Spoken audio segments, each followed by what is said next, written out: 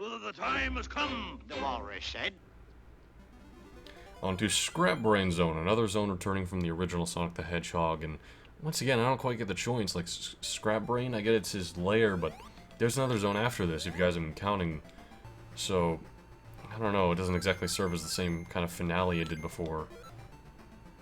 Here we have the end. Wow, look at that, 47 seconds. Now, in comparison, Labyrinth Zone Act 2, I don't remember exactly how long it is, but Future Jock can go back to the recording and just see how long it was. Now, Act 2 is actually pretty unique. It's unlike the original Sonic the Hedgehog. You know, in the original Sonic the Hedgehog, Scrap Brain had very different levels from Act 1 to Act 2. The Act 2 was indoor, and Act 3 was like another labyrinth zone. But here, we're doing this theme yet again. But here we're granted two different pathways. And I believe in order to get the Chaos Emerald, we have to go in the upper... No. Wait. I'm gonna have to traverse around this a bit to figure out, because there is a bit of a puzzle to it this time. Let's go ahead and see. Okay, yes, you can go back. Actually, now that I'm thinking about the methods of obtaining this Chaos Emerald, I don't know how you would get it without being able to go back. But anyway, so the way it works here in Scrap Brain Zone Act 2 is you first gotta go on the upper path, which again, this is what I'm talking about, and this level is much more unique than the Genesis version. Here. We'll arrive, and there is a button here which makes it so that that side of the door can open now. Currently, only this one can, and we use it to go back. But we want this side of the door open, I think. And now it's this first pit here, we actually have to fall down intentionally. It's kind of random, yeah, this one's a bit obscure. I can imagine a lot of people not getting this one. And this will teleport us up here.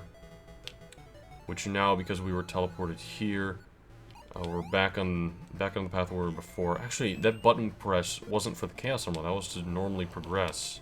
So yeah, the Chaos Emerald was just down that pit and through a teleporter. Not too complicated, but it is a bit obscure. And then once we get here, we can jump across.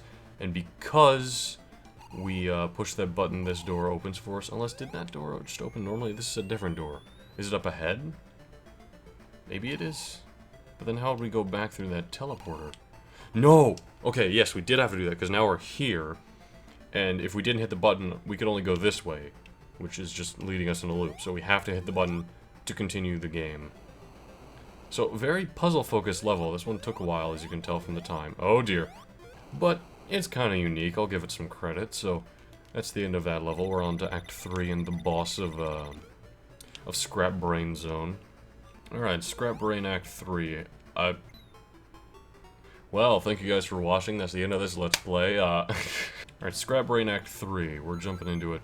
Oh, it actually gives us some rings before the boss fight starts. How about that? Oh, that's right, there's a bit of a maze before we can get to him. I remember now. This is kind of unique for an Act 3. Most of them have been pretty simple. Oh dear, there's hazards too. Well, I suppose the bottomless pit is technically also a hazard, and that's been here before. Up here we are. There we go, here's the boss, and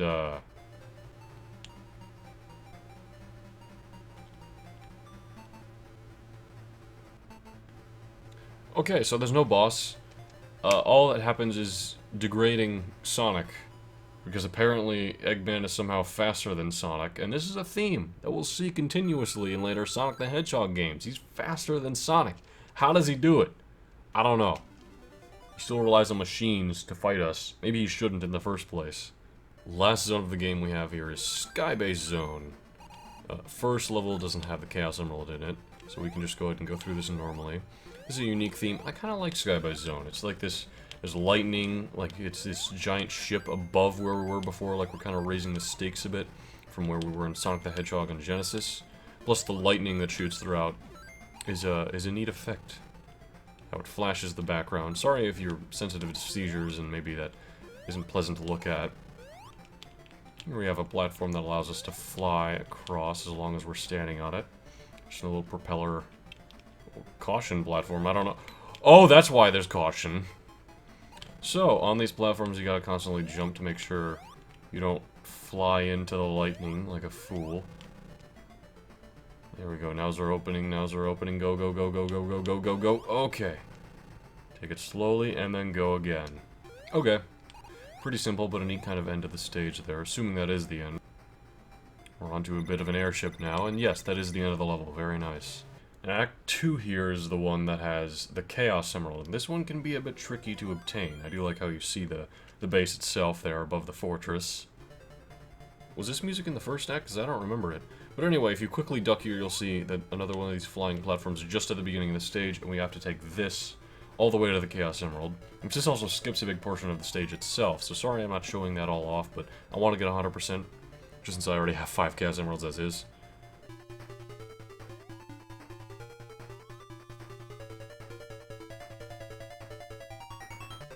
For some reason that little bit almost reminded me of a Castlevania song.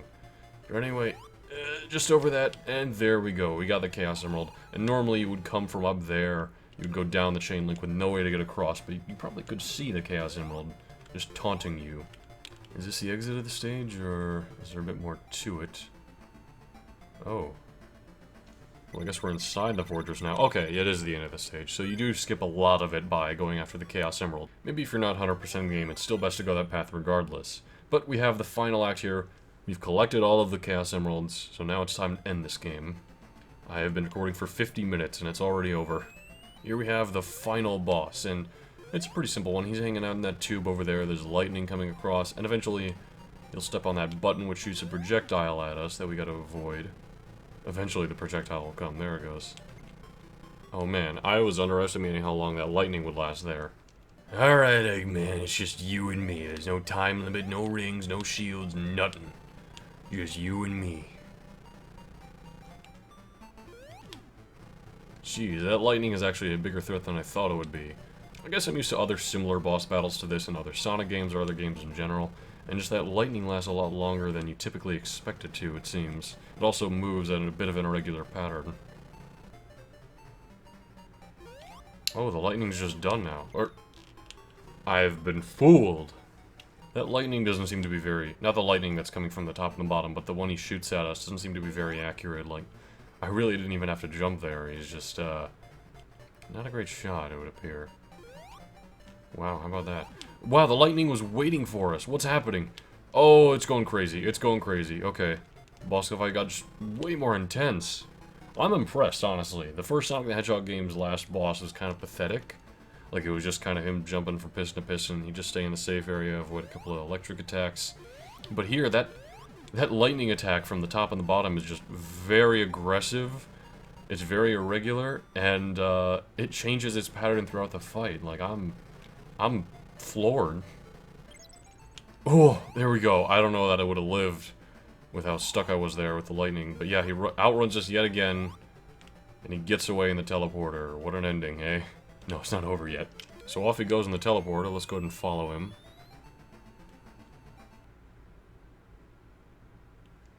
And we apparently teleported back to Green Hill Zone, and we're chasing him there.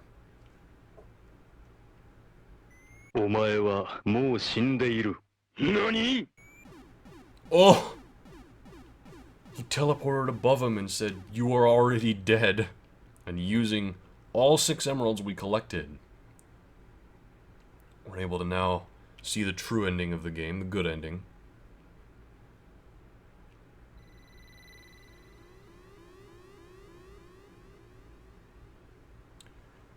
And would you look at that, Robotnik's influence on a, what is this island, like Southwest Island, something like that? It's gone. We saved the island. Very satisfying ending. I know a lot of people probably won't care for this 100%, like, oh, okay, I got a different end screen. But really, it's kind of nice that you restore the island normal, because we've been seeing this map as we go into every level. We've seen the kind of influence he has over this island in the past couple of zones, so knowing that we made things better, that's a satisfying completion bonus. At least to me. So, alright. Game's over, we have a credits theme here. Sonic's on the mic, spitting rhymes, I guess. I think it's a decent game. It has some fun levels, has some great music, actually, some that's unique to this game.